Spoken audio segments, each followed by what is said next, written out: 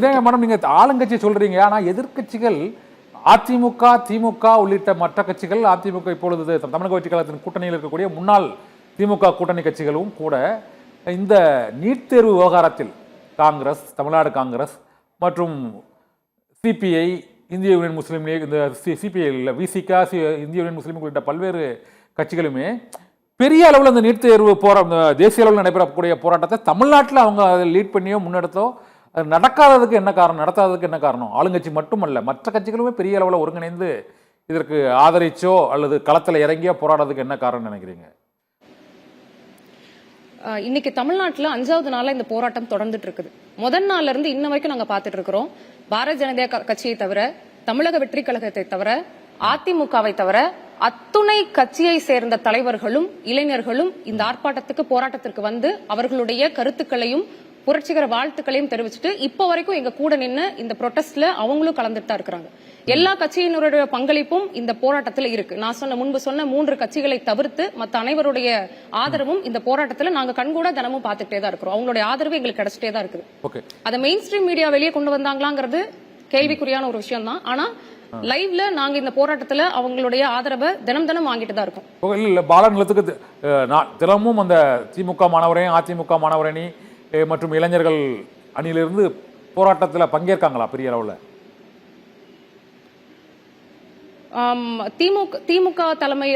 திமுக தலைமையிலான தொண்டர்கள் தலைவர்கள், விசிக தலைமையிலான தொண்டர்கள் தலைவர்கள், முன்பு திமுக கூட்டணியில் இருந்த கூட்டணி கட்சிகளுடைய தலைவர்கள் அத்துணை பேருமே இந்த போராட்டத்துக்கு வரிசையா ஆதரவு கொடுத்துட்டே தான் இருக்கிறாங்க இப்போ வரைக்குமே. இப்போ சினேகா மேடம், இந்த போராட்டம் தீர்மானம் இது டெல்லியில் நடைபெறக்கூடிய போராட்டம். அவர்கள் மத்திய அமைச்சர் ராஜினாமா, வழக்குகளை வாபஸ் பெற வேண்டும், அந்த நீட் வினாத்தாள் கசிவுக்கு பிறகு உயிரிழந்தவர்களுக்கு அந்த 1 கோடி ரூபாய் அந்த நிவாரண உதவி என்ற அளவில் இந்த போராட்டம் கோரிக்கைகளை முன்னிறுத்திருக்காங்க. அது நாளை பிற்பகலுக்குள் அதற்கான முடிவு தெரிய வரும். ஆனால் இந்த அளவுக்கு ஒரு பெரிய அளவு போராட்டம் உருவாகியும் அந்த நீட் தேர்வை ரத்து செய்ய வேண்டும் என்ற அளவுக்கு அந்த கோரிக்கை அது முன்னேறி செல்லலை. அதுக்கு என்ன காரணம்? மற்ற மாநிலங்களைச் சேர்ந்த மாணவர்களும் அனைத்து மாநிலங்களிலும் போராட்டம் நடத்தி கொண்டிருக்கக்கூடிய இந்த வேளையிலும் அதை முன்னெடுத்து செல்லவில்லையே, அதுக்கு என்ன காரணம் நீங்க ஃபீல் பண்றீங்க? நான் அர்த்தலா கரீஸ் பாலாட்ட போறேன். நான் முன்பே சொன்ன மாதிரி எல்லா இடத்துலயும் இதை நான் சொல்லிட்டே இருப்பேன். ஜனநாயகத்தோட அளவுகோலை எப்படி நம்ம மதிப்பிட முடியும்னு சொன்னா, ஆட்சியில் இருக்கக்கூடிய அரசு அந்த அரசினுடைய செயல்பாடுகளை பாராட்டக்கூடியவர்களை, வழிமொழியறவங்களை எப்படி நடத்துங்கிறத வச்சு ஜனநாயகத்தை மதிப்பிட முடியாது. ஆட்சியில் இருக்கக்கூடிய அரசினுடைய செயல்பாடுகளை எதிர்த்து கேள்வி கேட்கிறவங்களை, கண்டனம் தெரிவிக்கக்கூடியவர்களை அரசாங்கம் எப்படி நடத்துகிறத பொறுத்துதான் ஜனநாயகத்தோட அளவு கூட நம்ம மதிப்பிட முடியும். அப்படி பார்க்கும்போது இந்த இடத்துல இன்றைக்கு ஆட்சியில் இருக்கக்கூடிய ஒன்றிய அரசு, பாரதிய ஜனதா கட்சி அவங்களுடைய செயல்பாடுகளை எதிர்த்து கேள்வி கேட்பவர்களை, கண்டனம் தெரிவிக்கக்கூடியவர்களை அவங்க ஒரு எந்த ஒரு அவங்களுடைய உரிமைகளை மதிக்காம, அவங்களுடைய போராட்டத்தை மதிக்காம, ஒரு மனிதராக கூட அவங்களை மதிக்காத அளவுக்கு அவங்க மிகவும் மோசமான ஒரு சர்வாதிகார போக்கோட அவங்க கையாண்டுட்டு இருக்காங்க. அதனாலதான் அந்த கோபத்தின் வெளிப்பாடாகத்தான் இன்னைக்கு நாடு முழுவதும் இருக்கக்கூடிய மாணவர்கள் இப்படிப்பட்ட போராட்டத்தை முன்னெடுத்திருக்காங்க. அவங்க நினைக்கிறது என்னன்னா, இது ஒரு கட்டத்துல டைல்யூட் ஆகும், மாணவர்கள் டயர்ட் ஆவாங்க, அவங்க எனர்ஜி போகும், அது வரைக்கும் நம்ம அவங்களை கண்டுக்காம இருந்தோம்னா அவங்களே கலைஞ்சு போயிருவாங்கிற ஒரு சர்வாதிகார நோக்கு. இப்போ இதுக்கு முன்பு சிஏஏ எதிர்ப்பு போராட்டம், மணிப்பூர் கலவரத்துக்கு எதிரான போராட்டம் மற்றும் விவசாயிகள் போராட்டம் எல்லாமே பல நாட்கள் நீடித்தும் மத்திய அரசு அசைந்து கொடுக்கவில்லை. ஆனால் இந்த போராட்டம் ஓரளவு அசைந்து கொடுத்திருக்கிறது என்றுதான் நம்ம பார்க்க வேண்டியிருக்கிறது. இருந்த போதிலும் இதில் இந்த நீட் தேர்வுக்கு எதிரான முறைகேடுகளில் ஒரு தீர்வு ஏற்படும் என்ற ஒரு நம்பிக்கை கீற்று இந்த போராட்டத்தால் ஏற்பட்டிருக்குன்னு நினைக்கிறோம்.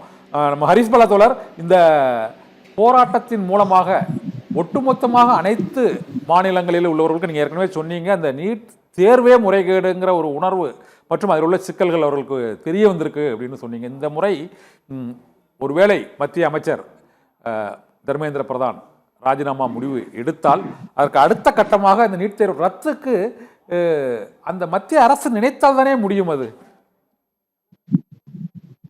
ஆனால் அந்த மத்திய அரசு அந்த பெரும்பான்மையை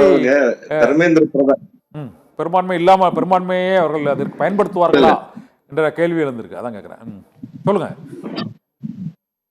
அதாவது தர்மேந்திர பிரதான் அவர்கள் ராஜினாமா செய்ய போறது உறுதியான விஷயம். இன்னைக்கு நடந்த பேச்சுவார்த்தையில ஒரு நாள் டைம் கொடுங்கன்னு கேட்டிருக்கிறாங்க. ஏன்னா வந்து இந்த போராட்டத்தை வந்து கண்ணீர் புகை குண்டுகளையோ இல்ல வந்து தடியினாலே இன்னும் சொல்ல போனோம்னா துப்பாக்கி தோட்டாக்களையோ கலைக்க முடியாது, சீர்குலைக்க முடியாதுன்றத அரசாங்கம் உணர்ந்துருச்சு. ம். அதனாலதான் இப்ப இறங்கி வந்து பேச்சுவார்த்தை நடத்துது. கோரிக்கைகளை வந்து நாங்க இது பண்றோம் இப்ப சம்மதிக்குது. இன்னும் சொல்லணும்னா பிரதமர் வந்து வீடியோ போடுறாரு. ம்.